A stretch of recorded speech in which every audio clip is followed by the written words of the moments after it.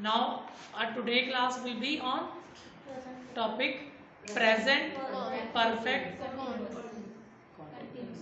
अभी तक हमने लास्ट क्या किया था, परफेक्ट भी किया था अलग से और कॉन्टिन्यूस भी किया था प्रेजेंट अलग से.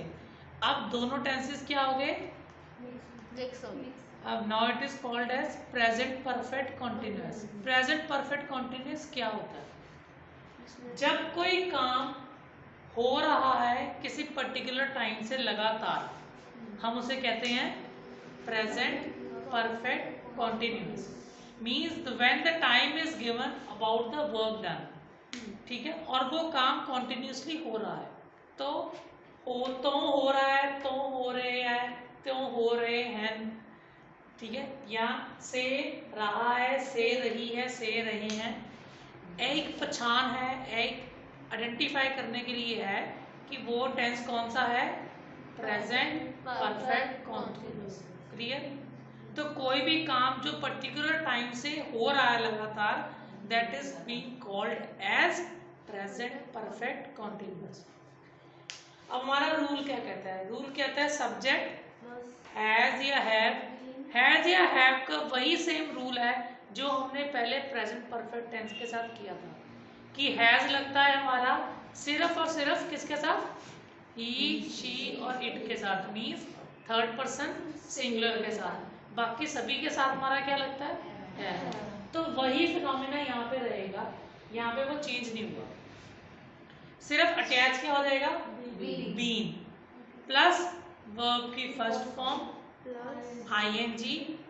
अब जैसे मीनाक्षी को कंफ्यूजन होगी थी कि वर्ब की फर्स्ट फॉर्म आएगी कि थर्ड फॉर्म आएगी, तो यहाँ पे डेफिनेटली कंफ्यूजन होने वाली बात है, क्योंकि हैज के साथ हम प्रेजेंट परफेक्ट टेंस में हमने क्या लगा रहे थे, वर्ब की थर्ड फॉर्म.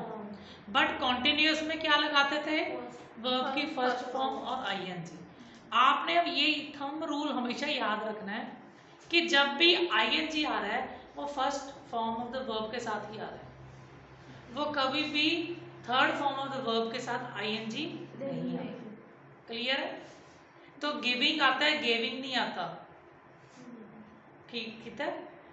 कैचिंग आता है, कॉटिंग नहीं आता. ठीक है. क्लियर है.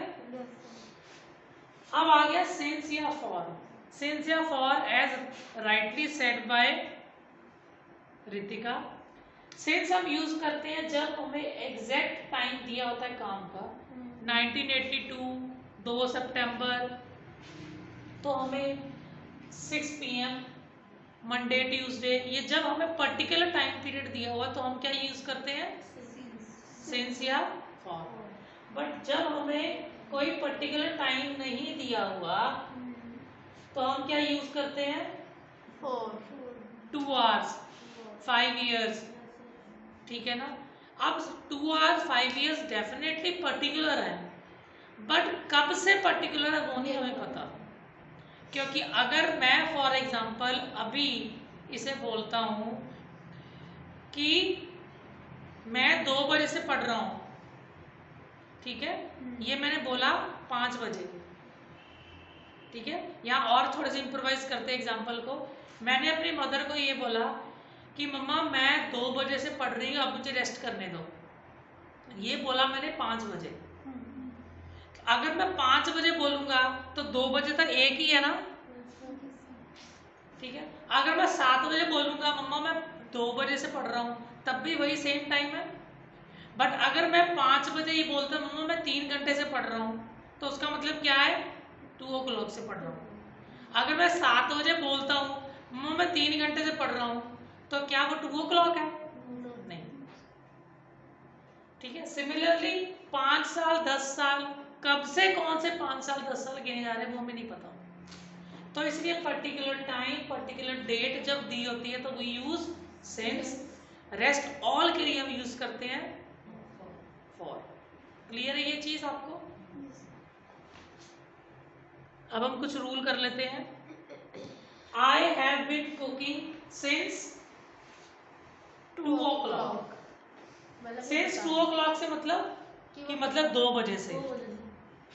ठीक है. 2 o'clock का मतलब क्या होता है वैसे, 2 PM या 2 AM. ठीक है, okay. You have been eating food for 15 minutes. अब कौन से 15 मिनट से हो रही बात वो नहीं हमें पता। He has been living in this house for 8 years. अगर मैं यहाँ पे लिख देता मैं इस घर में 2015 से रह रहा हूँ तो क्या आ जाता? Since Since 2015। ठीक है, हैज और हैव का वही सेम रूल है जो हमने प्रेजेंट परफेक्ट टेंस में किया था। They have been playing football since 9। अगर मैं ये लिखता कि